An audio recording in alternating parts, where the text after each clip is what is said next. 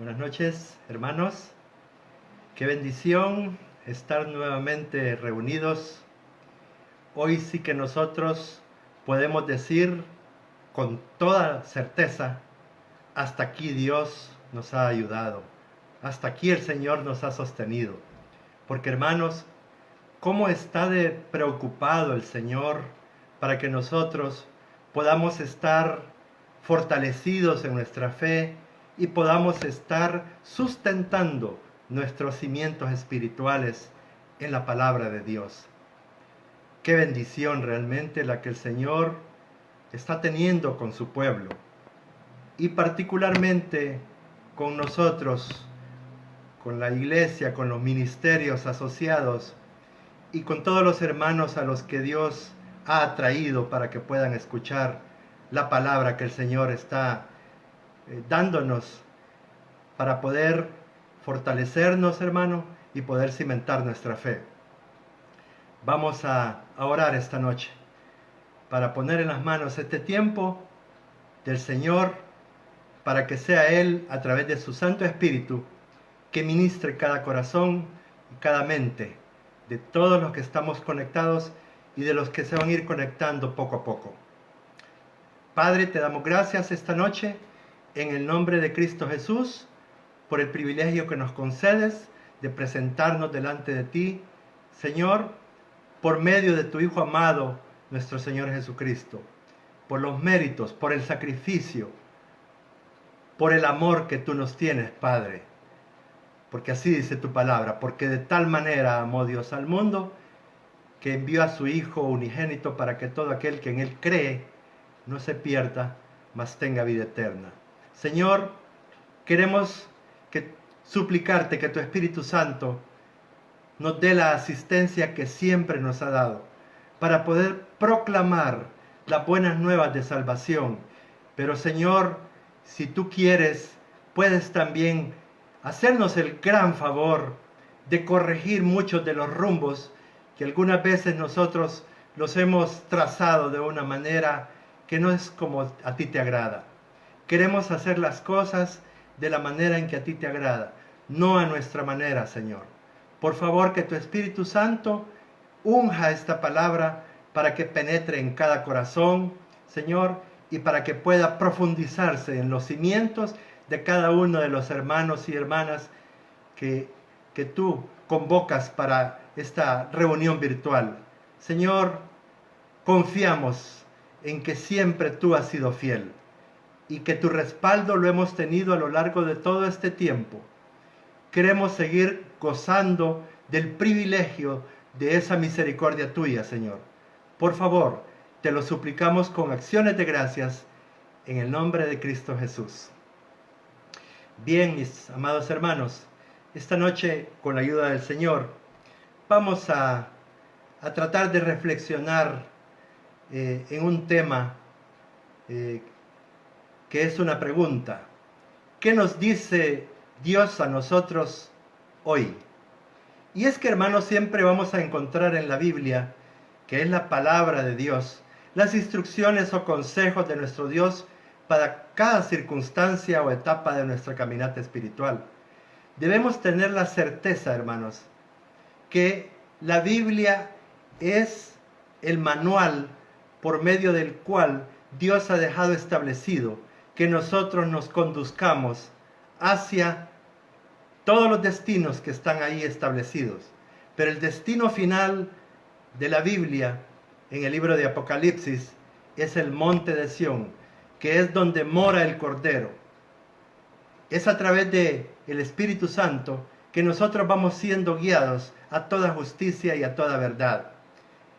Asimismo, también en la Biblia encontraremos la palabra que nos anima, que nos refresca y que nos da la esperanza que necesitamos para seguir hacia adelante con los ojos puestos en nuestro Señor Jesucristo.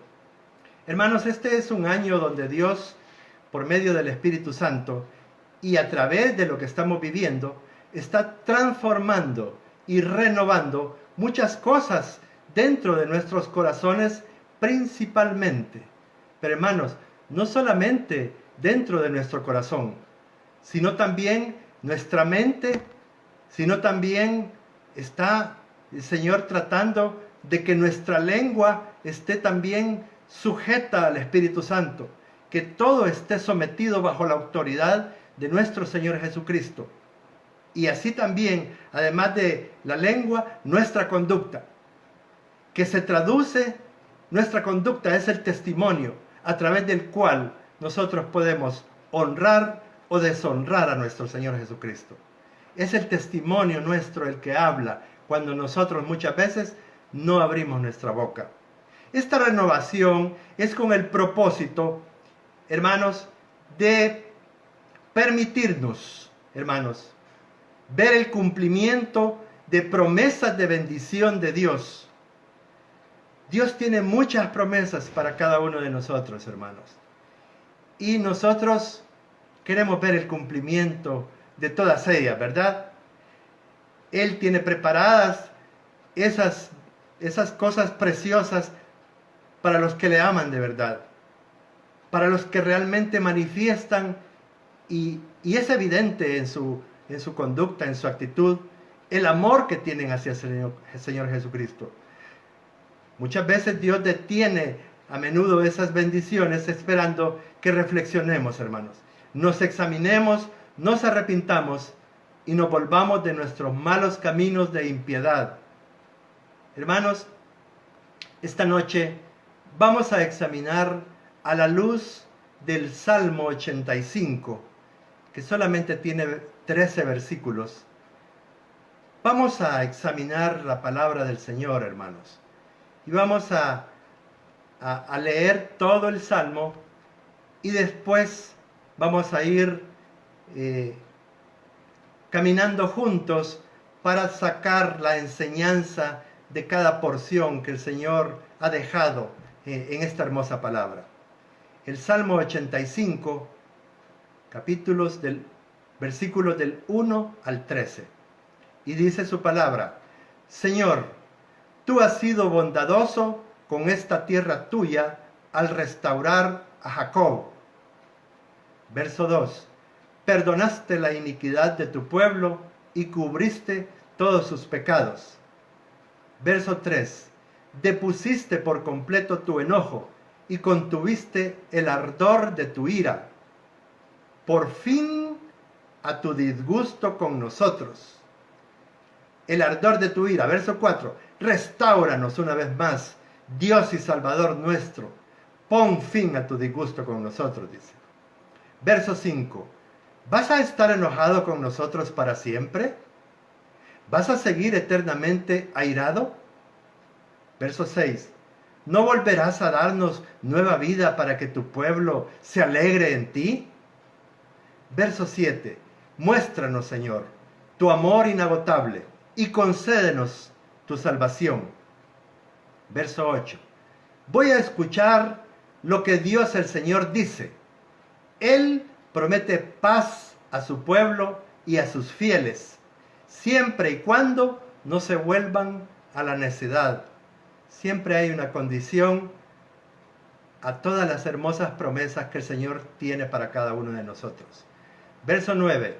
Muy cercano está para salvar a los que le temen, para establecer su gloria en nuestra vida. Verso 10. El amor y la verdad se encontrarán. Se besarán la paz y la justicia. Verso 11. De la tierra brotará la verdad y desde el cielo se asomará la justicia. Verso 12. El Señor mismo nos dará bienestar y nuestra tierra rendirá su fruto. Y en el verso 13, la justicia será su heraldo y le preparará el camino. Gloria a Dios. Es hermoso este salmo, hermanos. Es precioso. Toda la conjugación de enseñanza que tiene este salmo, hermanos. Se cree que este salmo fue escrito después de que Israel, después de 70 años, volvió de la cautividad que había sido llevado a Babilonia. Fue llevado cautivo debido a sus múltiples desobediencias. El Salmo 85 se divide en 4 partes, hermanos. La primera parte, del versículo 1 al 3, recuerda el amor que Dios mostró hacia Israel en el pasado. La segunda parte del versículo 4 al 7 eleva a Dios una petición en el presente sobre la base del amor y misericordia que en el pasado Dios ha mostrado hacia ellos. La tercera parte, versículos 8 y 9, es donde viene la respuesta de Dios a la petición de la segunda parte. Y finalmente la cuarta parte, del versículo 10 al 13, Dios les da las condiciones sobre las que puede venir la respuesta que Israel estaba pidiendo al Señor. Al hacer un recorrido rápido por este Salmo 85, llegaremos a la parte central de la enseñanza que lo constituye la última parte, el versículo del 10 al 13, esa es la cuarta parte. Veamos entonces cuál es la enseñanza que el Señor quiere compartir con nosotros esta noche, en la primera parte del Salmo 85, del versículo 1 al 3. Además de recordar, se está agradeciendo al Señor su bondad y misericordia mostrada en el pasado. Dice el versículo 1, Señor, tú has sido bondadoso con esta tierra tuya al restaurar a Jacob. Al decir a restaurar a Jacob, está hablando también de Israel. Recordemos que a Jacob le cambió el nombre. Aquella noche y aquella madrugada que Jacob peleó con el ángel, dice, ¿verdad? La palabra restaurar es reparar algo que se dañó. Quizá por el paso del tiempo y el descuido. Hay cosas, hermanos, que se dañan por el paso del tiempo, pero otras, sobre todo por el descuido que nosotros tenemos de no atenderlas y dejarlas por ahí en un lugar inapropiado. Hay que someter lo dañado a un proceso. Si pusiéramos como ejemplo la pintura de algunas paredes de una casa, hay que limpiar las zonas que están deterioradas, que a lo mejor se han llenado de hongos, que se han descascarado, que están llenas de agujeros. Entonces hay que limpiar esas zonas y raspar con una espátula. Hay que raspar lo viejo. La pintura vieja debe de quitarse, debe de caerse. A veces hay que rellenar los pequeños huecos que se han hecho. Luego, lijar esas zonas de la pared para que cuando se pinte de nuevo, se ve como si fuera nueva. Eso fue lo que Dios había hecho con Jacob, que es Israel, al haber permitido no solo que se los llevaran cautivos, sino que el país entero, cuando Israel fue conquistado por Nabucodonosor y se llevó cautivo a una parte del pueblo y los llevó como esclavos, ¿verdad? Pero no solamente hizo eso, hermano, sino que el país entero fue arrasado y el templo fue totalmente destruido cuando fueron conquistados. Y todo eso es lo que estaba siendo restaurado. El regreso del pueblo, la reconstrucción de las viviendas, la reconstrucción de los muros y del templo, comenzando por el altar. Esto está descrito en el libro de Nehemías, ¿verdad? Que no lo vamos a ver, por supuesto. Pero es interesante ver cómo en los libros de Esdras y Nehemías, Dios, después del cumplimiento de esos 70 años de cautiverio, Dios se encarga de disponer el corazón de los gobernantes persas, de los medo-persas, para que pudiera algunos judíos que estaban al servicio de los reyes, para que pudieran ellos, y que se habían ganado el favor, se habían ganado el afecto de los reyes, para que pudieran ir a reconstruir todas esas ruinas en las que estaba el pueblo, el templo, el altar, los muros, todo eso, ¿verdad? En el verso 2 de aquí del Salmo 85, dice, perdonaste la iniquidad de tu pueblo y cubriste todos sus pecados. Aquí el pueblo reconoce que la destrucción y el cautiverio de esos 70 años vino como consecuencia de la maldad cometida a lo largo de muchos años, en los que fueron renuentes a reconocer sus pecados, denunciados por los profetas una y otra vez. ¿Cuántos profetas envió el Señor para que ellos pudieran volverse a Él, para evitarles ese mal que fue necesario para poder sacar del corazón? Israel se había vuelto idólatra cuando sucedió esa conquista de Nabucodonosor. Ellos se habían vuelto a los ídolos de los pueblos que habían conquistado por medio de las mujeres cananeas que los israelitas habían conseguido. Y entonces llegó un momento que ellos perdieron completamente la noción del Dios que los había sacado del cautiverio de Egipto y que había hecho tantos prodigios, tantos milagros a lo largo del camino para llegar a la tierra prometida. Si quisiéramos hacer una comparación de nuestra vida con el Salmo 85, veríamos que eso mismo estamos viviendo.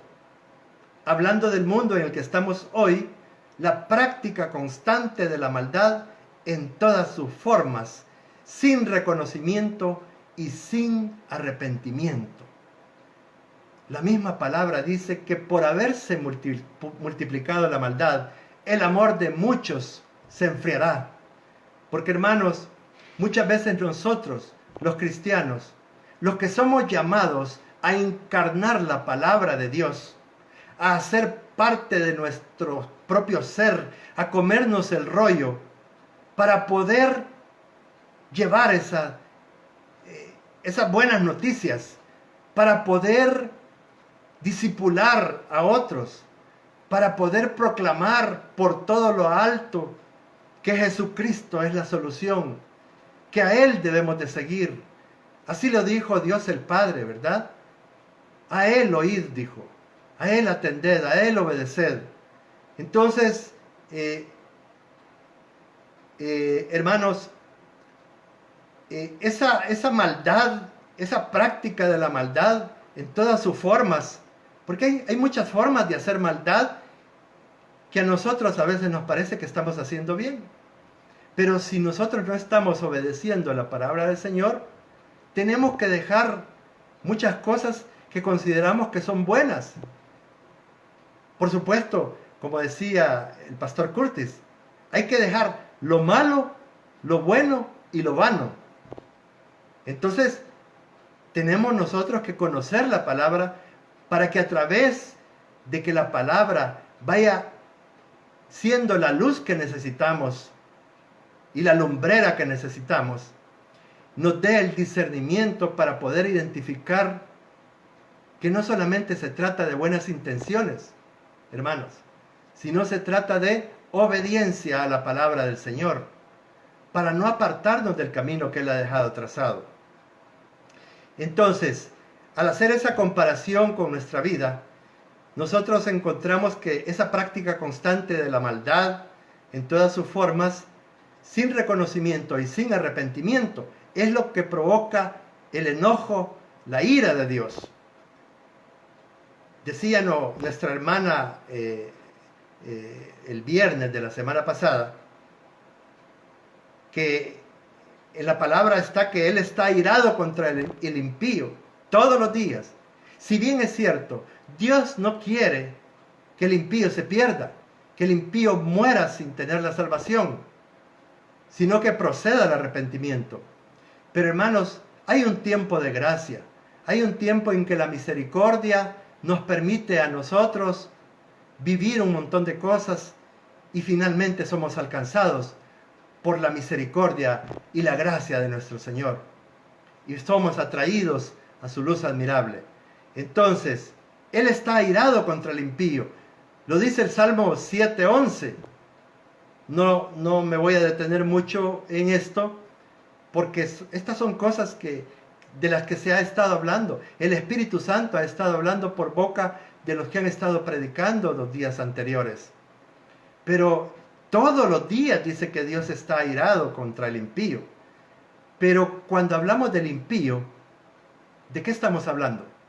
¿Quién es el impío realmente? Bueno, el impío es el que no siente compasión ni piedad y el que no respeta a Dios, no reconoce a Dios, ¿verdad?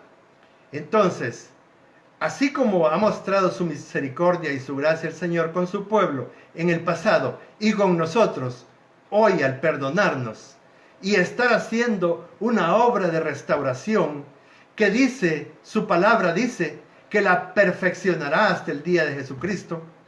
Y esa es la razón por la que en el corazón de los hijos de Dios tenemos gratitud. Hay mucho agradecimiento, hermanos, en los que ahora Dios nos ha tomado como sus hijos.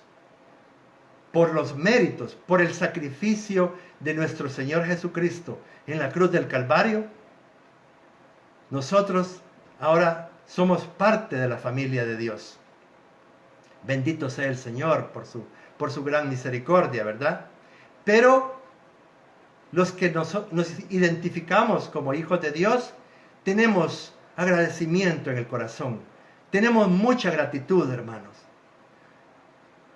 Y esa gratitud nosotros la expresamos con nuestra disposición de servir en lo que se nos pide, servir en la obra del Señor, en lo que el Señor nos permita hacer, hermanos.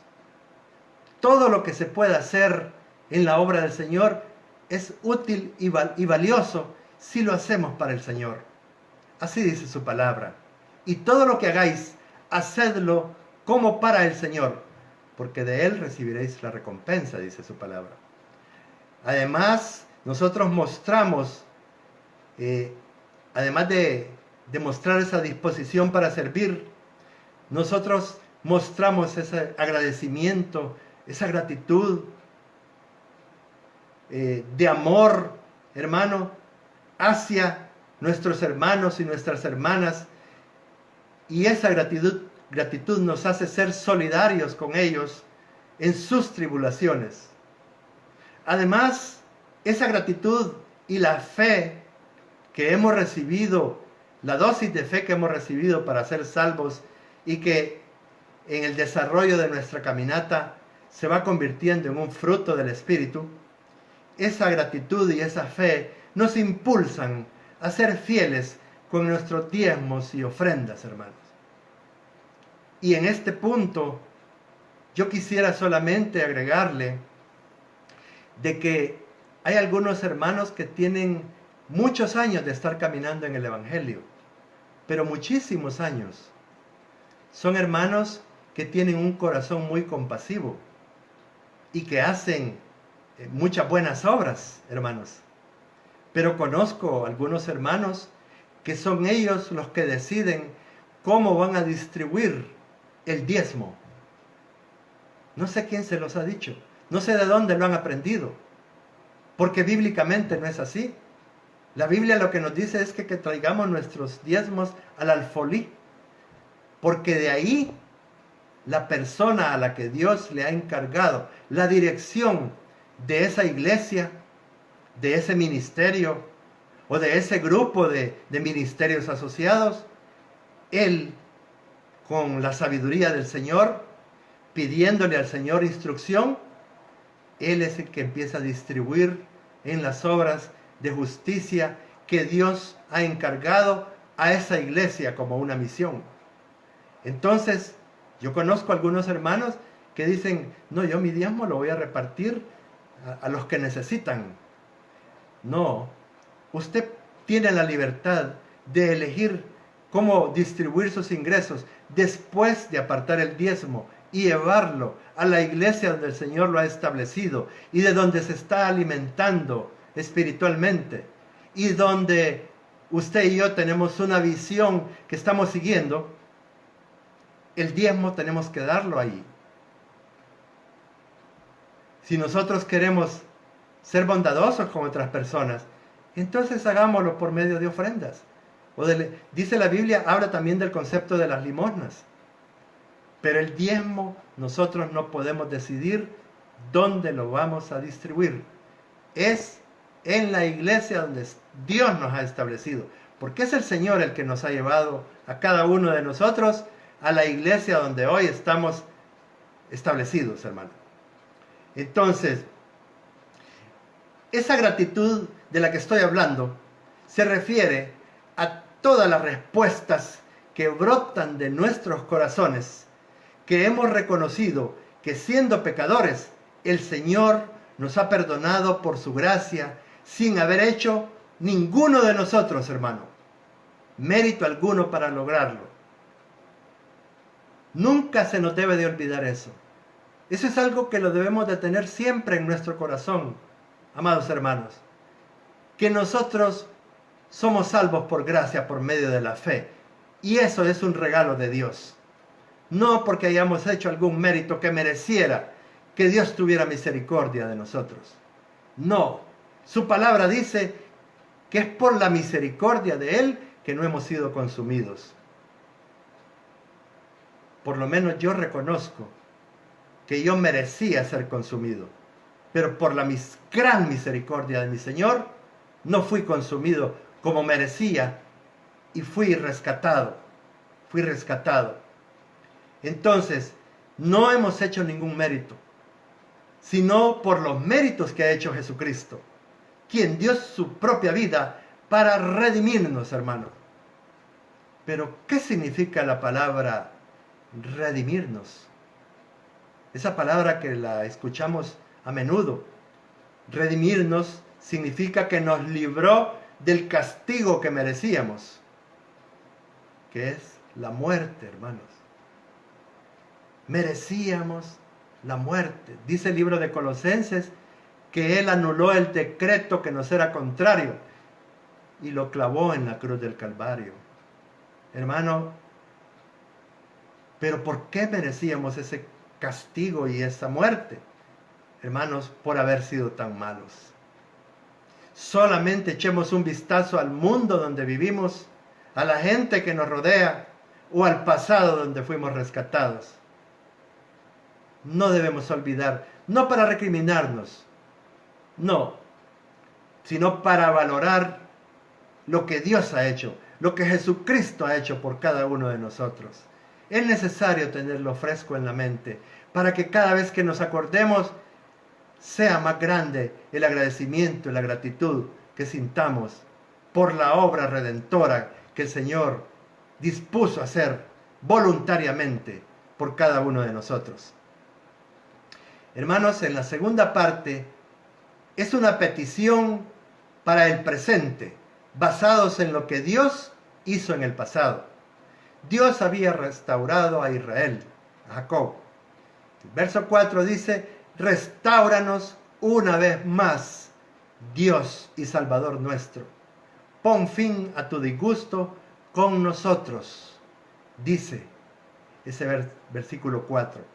El texto nos hace referencia que ha ocurrido para que necesitemos una nueva restauración.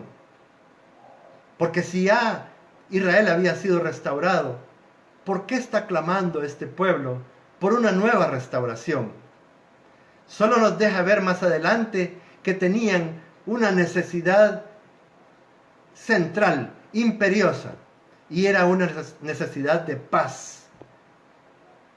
Entonces, vemos las preguntas que le hacen a Dios en el verso 5. ¿Vas a estar enojado con nosotros para siempre? ¿Vas a seguir eternamente airado? ¿No volverás a darnos nueva vida para que tu pueblo se alegre en ti? Hermanos, esa expresión nueva vida significa que lo que le estaba pidiendo el pueblo al Señor en este salmo era: Señor, vivifícanos, haznos vivir otra vez. Esto hablaba de la visitación de Dios que siempre trae vida, hermanos. Nosotros hoy, que estamos viviendo las circunstancias que Dios ha querido que estemos viviendo, tienen todas ellas propósitos de bien en cada uno de nosotros, hermano. No son propósitos. Dios no se alegra con tenernos ahí encerrados en las casas, ¿verdad? Sino que estamos viviendo un proceso hermoso, hermanos, cada uno de nosotros, que tenemos que aprovechar. Como decía nuestra hermana, tenemos que redimir el tiempo porque los tiempos son malos, hermano. Y entonces tenemos que aprovechar al máximo esos tiempos que el Señor nos está permitiendo, no andar distraídos en un montón de cosas, ocupando tiempo muchas veces en cosas innecesarias. Ahora estamos enfocados en lo más importante para Dios. Entonces, al solicitar una nueva vida, lo que se está pidiendo es que Dios intervenga. Al hacer la interpretación para nuestras vidas, vemos que nosotros fuimos levantados por el Señor del pecado en el que estábamos. Así dice su palabra, muertos en nuestros delitos y pecados, dice. Fuimos justificados por la fe que Dios mismo nos dio como un regalo. Y fuimos salvados. Ahora nos podríamos preguntar, ¿por qué el Señor está airado con nosotros? La razón es porque las cosas no marchan bien, hermanos. Refiriéndonos a la situación de nuestro país, lleno de mucha violencia, en todas sus formas. Desde hace muchos años, lleno de injusticias de todo tipo. Y la iglesia no está ajena a esto, pues está inmersa dentro de esta sociedad y cultura a la que Dios nos envía a proclamar su evangelio de salvación y la justicia de Dios. Las buenas nuevas de salvación las estamos proclamando, que Cristo quiere redimirnos, que así como dice su palabra allá en Isaías, venid luego y pongámonos a cuentas. Y dice, yo voy a parafrasearlo, yo voy a emblanquecer, dice, tus pecados rojos, y los que sean como el carmesí, los voy a hacer como la blanca lana. Pero venid, dice el Señor, arreglemos cuentas antes de que llegue un momento en que sea impagable. Arreglemos cuentas. Soy yo el que te voy a limpiar, dice el Señor. Al mismo tiempo, Dios nos manda a ser prudentes con nosotros y con las personas bajo nuestra responsabilidad. Llámese hijos, parientes, hermanos mayores a veces con alguna enfermedad crónica, con la que tenemos que tener muchísimo cuidado y de repente pues salir corriendo para que sea atendido en un hospital, ¿verdad? Tenemos que ser misericordiosos, ¿verdad? Hay una petición en el versículo 7, hermanos. Dice, muéstranos, Señor, tu amor inagotable y concédenos tu salvación. Lo que está diciendo con esto de muéstranos tu amor inagotable, lo que quiere decir realmente es, queremos ver tu misericordia. Y eso es lo que nosotros hemos estado pidiéndole todo este tiempo de aquí para atrás. En nuestros tiempos de oración, la palabra principal que hemos tenido clamándole al Señor es para que tenga misericordia de los médicos, pero principalmente de las enfermeras, porque en algunos lugares son las enfermeras las que están batallando allá en la primera línea. Son las enfermeras las que están expuestas muchas veces, las que trabajan más horas de la cuenta, y algunas enfermeras que tienen vocación, que sienten en su corazón que Dios las empuja a ser misericordiosas y compasivas. No les importa pasarse de las horas de trabajo, porque están viendo personas en graves dificultades por esta pandemia, hermanos. Y entonces queremos ver tu misericordia, dice este pueblo, muéstranos. Y nosotros le estamos pidiendo al Señor, pero también lo estamos haciendo en una actitud de arrepentimiento y humillados delante de Él. Pero hagámonos una pregunta esta noche. ¿Será posible que podamos vivir en nuestro país sin violencia? ¿Será posible esto, hermanos? Solo es posible bajo el amor inagotable de Dios. Dios está ahí con su amor, como una fuente inagotable de amor. Pero falta la otra parte, la nuestra, la condición que Dios pone, haciéndolo nosotros, todos y cada uno, lo que nos manda. Segunda de Crónicas 7:14. Es necesario, es indispensable, de acuerdo a la palabra, que nosotros, que estamos proclamando el nombre de Dios, de nuestro Señor Jesucristo, nos humillemos, hermano, nos arrepintamos, nos volvamos de nuestros malos caminos, hermano.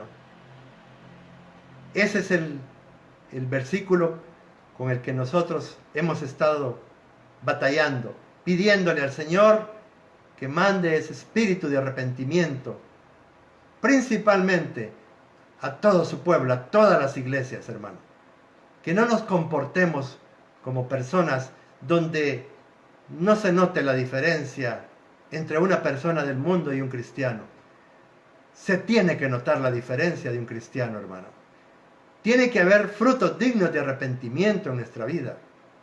Tiene que reflejarse, no solamente por las palabras que salen de nuestra boca, sino más que todo por nuestra conducta, por nuestros hechos. Se tiene que notar. Entonces, en la tercera parte, versículos 8 y 9,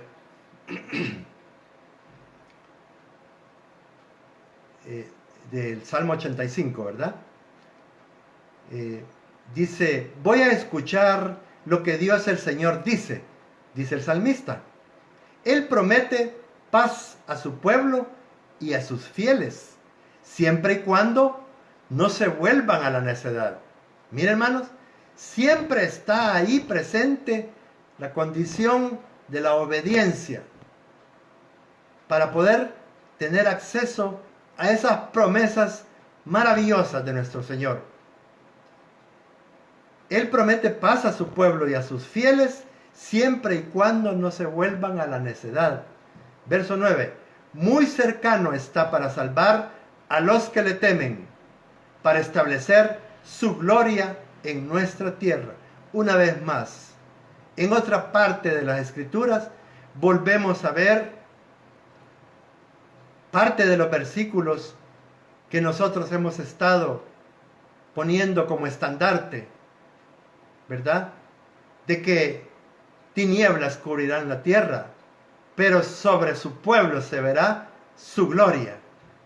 Mire, muy cercano está para salvar a los que le temen, para establecer su gloria en nuestra tierra a través de su iglesia, a través de sus hijos, de los que por el sacrificio de Cristo ahora somos llamados hijos de Dios. Acá viene la respuesta de Dios a la petición central de Israel: la paz. Él promete paz a su pueblo. Podemos ver la gloria de Dios cuando Él responde a situaciones para las que no hay salida humana. Hermanos, ¿cuántas veces usted y yo, ustedes y yo, nos hemos encontrado con situaciones en donde no existe una solución humana, hermanos? Son varias veces las que nosotros hemos vivido esto, ¿verdad? Y en donde hemos visto la mano poderosa de misericordia de nuestro Señor, rescatándonos, ayudándonos, cubriéndonos, protegiéndonos, hermanos, llevando la provisión que necesitamos. De repente Dios mueve corazones, hermanos.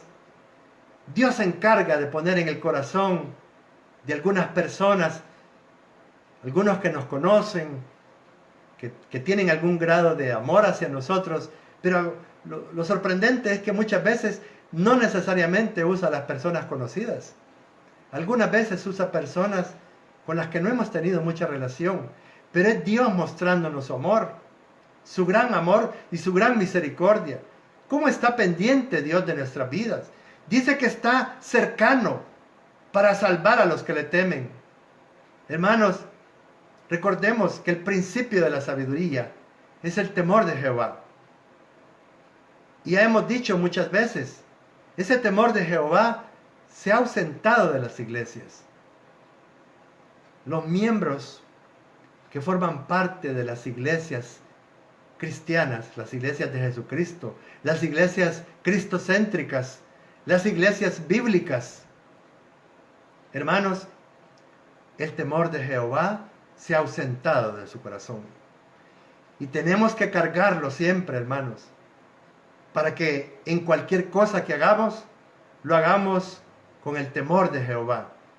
No solamente por la gratitud, que ya es bastante para poder hacer las cosas correctas, sino también por el temor de Jehová. Entonces, la cuarta parte, del versículo 10 al versículo 13. El amor y la verdad se encontrarán. Se besarán la paz y la justicia. Verso 11.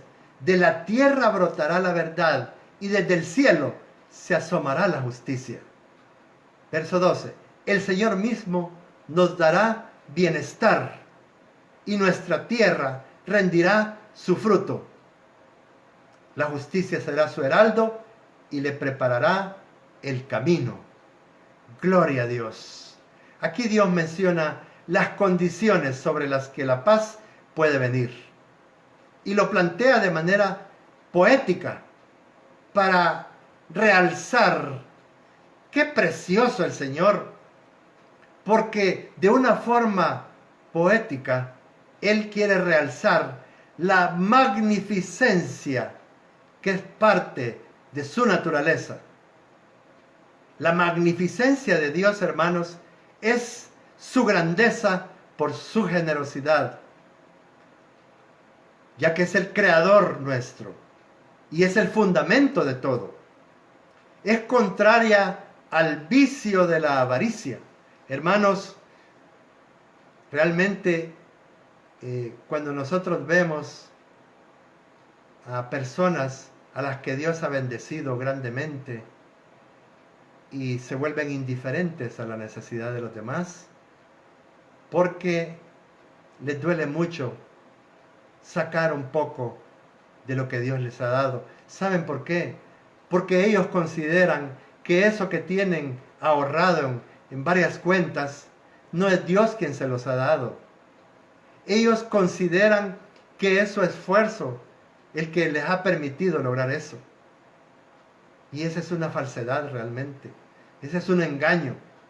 Pero, hermano, aquí en el versículo 10 se enseñan 4 aspectos de las enseñanzas fundamentales del Evangelio. El amor, la verdad, la paz y la justicia. Y nos dice que la conjugación de estos 4 elementos darán como resultado la paz perdurable que Dios ha prometido.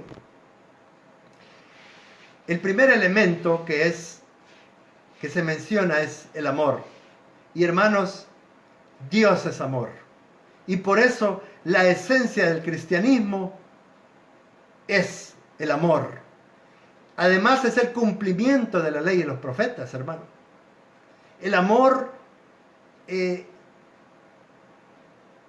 porque si nosotros amáramos con el amor que Dios ha derramado o quiere derramar en nuestros corazones, nadie sería transgresor de la ley, de los 10 mandamientos, hermano.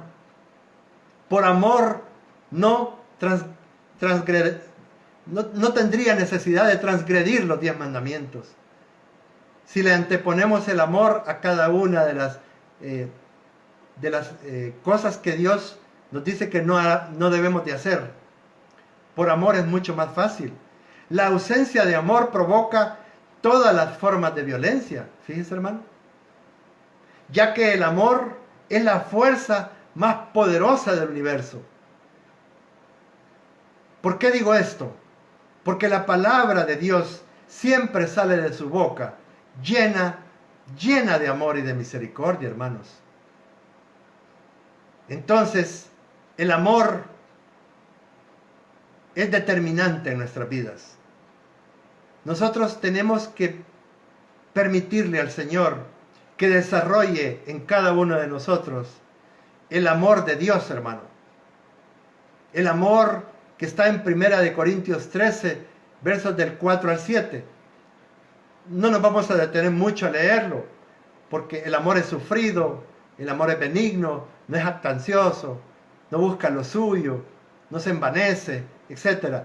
Todos lo hemos leído una cantidad de veces. Ese es el amor que Dios quiere desarrollar en nuestros corazones. Porque, hermanos, el amor humano, el amor que brota de nuestros propios sentimientos, ese es un amor egoísta. Ese amor no sirve, hermanos. Ese solo persigue la autocomplacencia.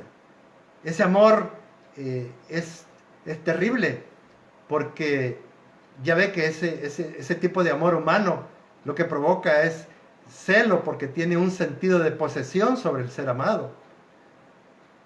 Y Dios no quiere ese tipo de amor, hermano.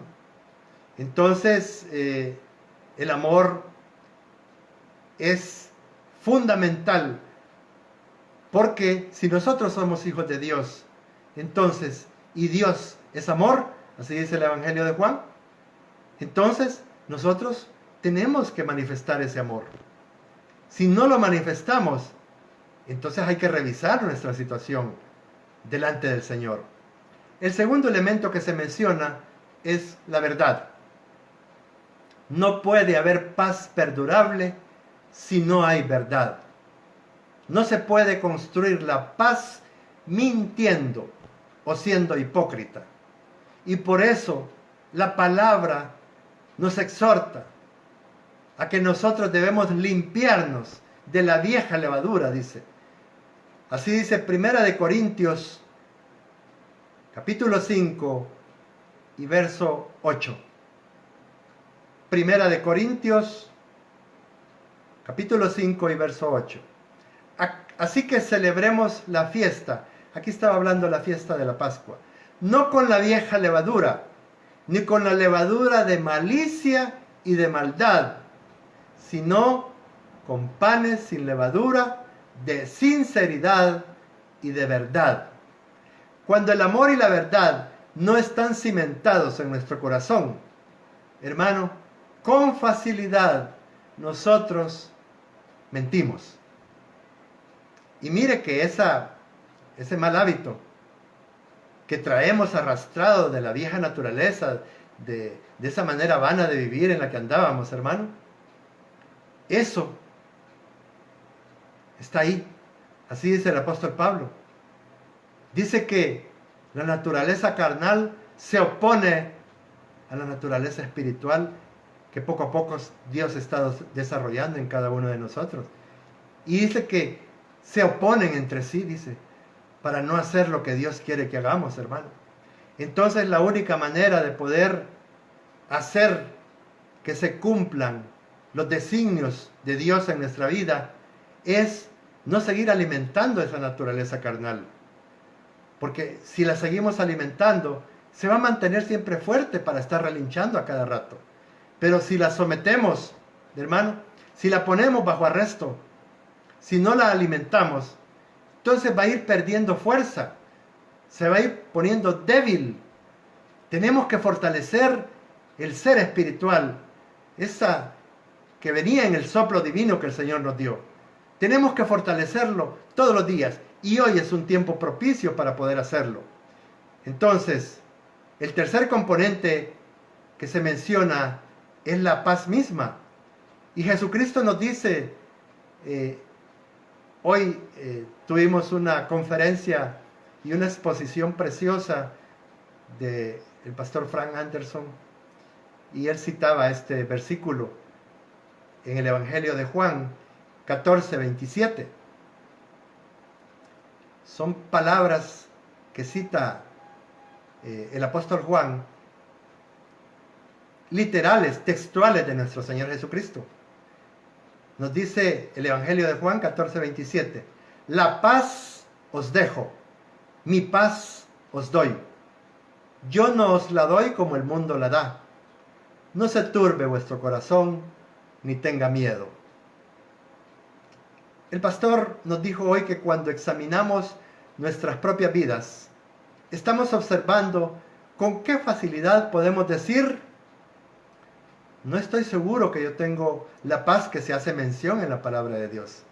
Muchas veces, hermanos, dudamos nosotros de tener esa paz que sobrepasa todo entendimiento. Esa paz que podemos mostrar en medio de las tribulaciones, de las angustias. Esa paz que nos mostró el apóstol Pablo junto con Silas, cuando allá en Filipos, por andar predicando el Evangelio, fueron garroteados y metidos a la celda de adentro, a la más oscura. Después de haberlos garroteado, hermanos. Y esa paz que mostró el siervo del Señor, el apóstol Pablo, porque garroteado y en el calabozo, allá en la parte más oscura, él levantó sus manos hacia el cielo y empezó a adorar al Señor, a adorarlo, a cantar alabanzas. Gloria a Dios, hermano. Bendito sea el Señor. Fíjense, hermanos, que yo quiero dar un pequeño testimonio para gloria de nuestro Señor Jesucristo. Porque es para glorificarlo a Él. No es para buscar que alguien pueda tener una expresión de admiración hacia mí si es la obra de Jesucristo la que se muestra en cada uno de nosotros, hermanos.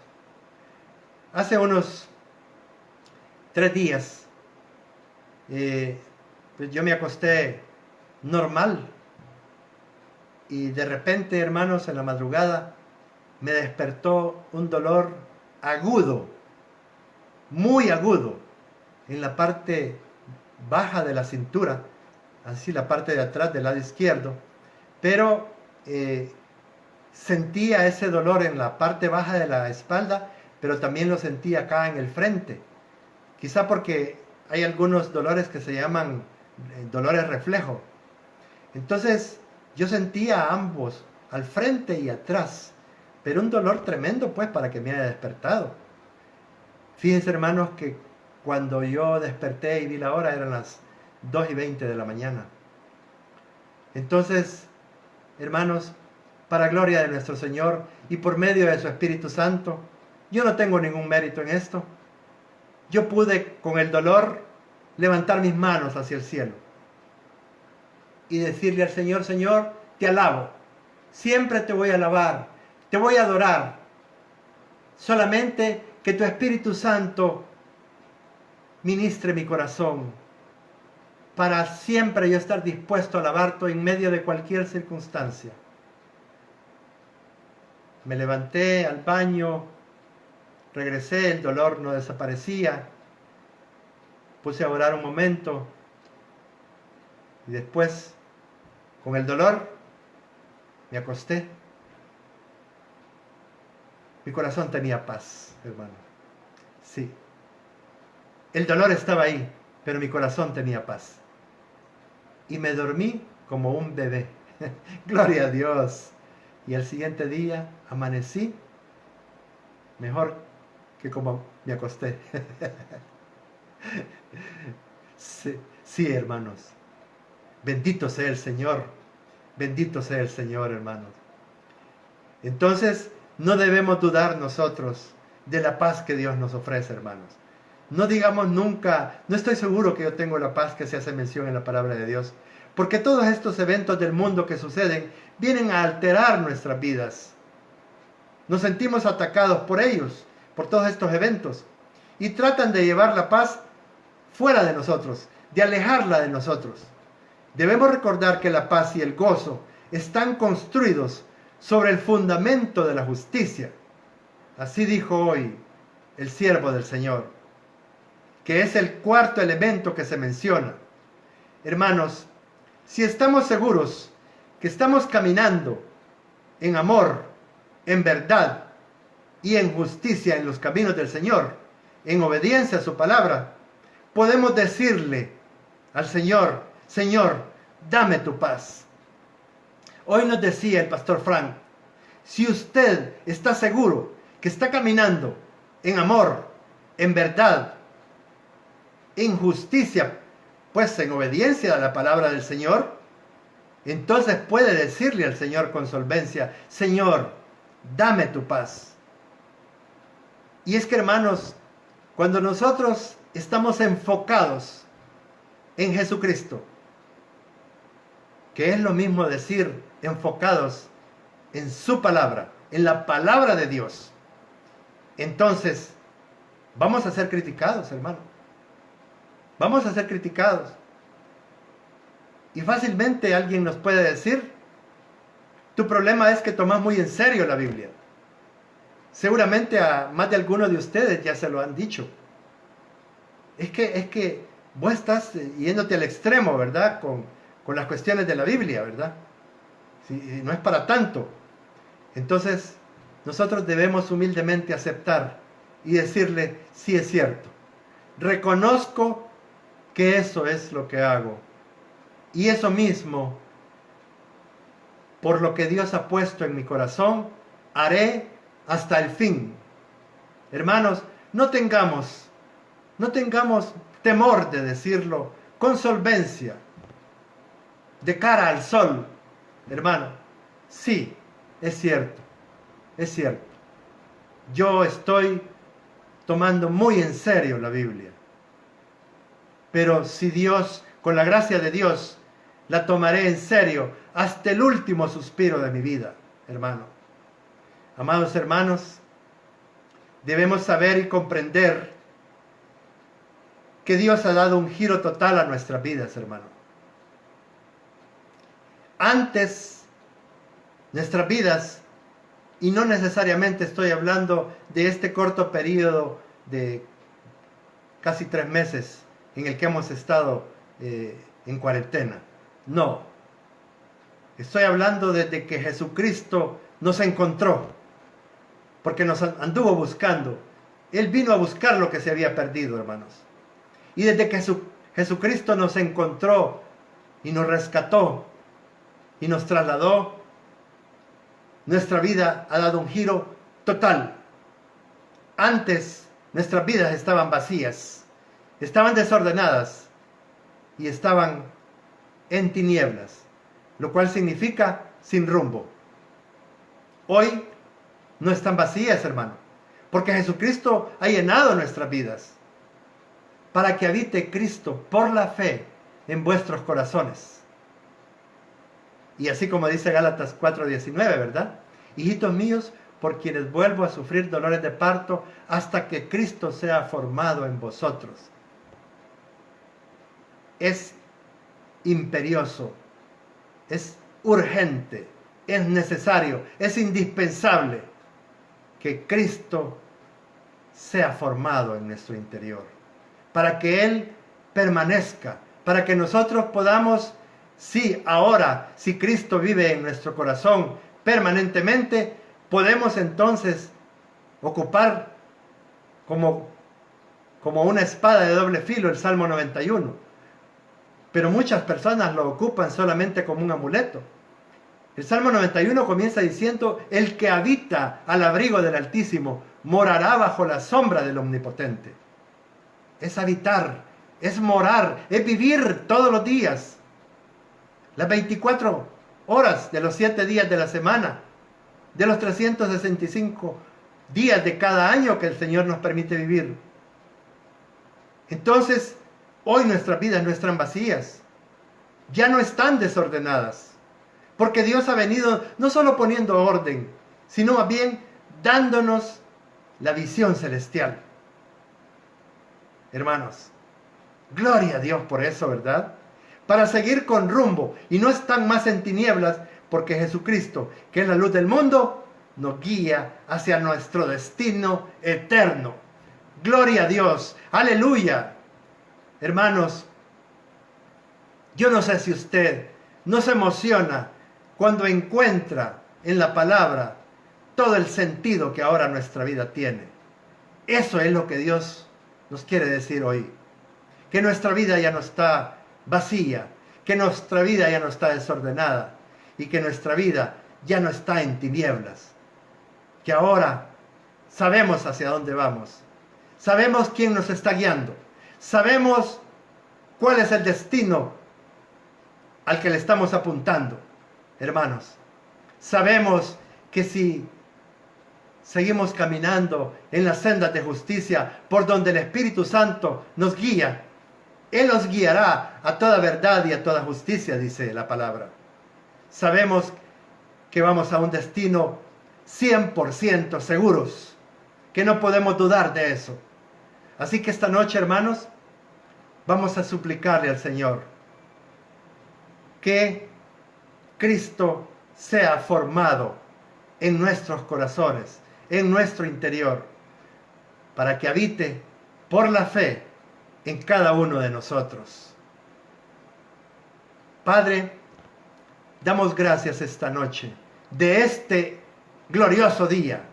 Este ha sido un día maravilloso, Señor, donde tú te has encargado de alimentarnos con una palabra sana, una palabra cristocéntrica, una palabra bíblica, Señor.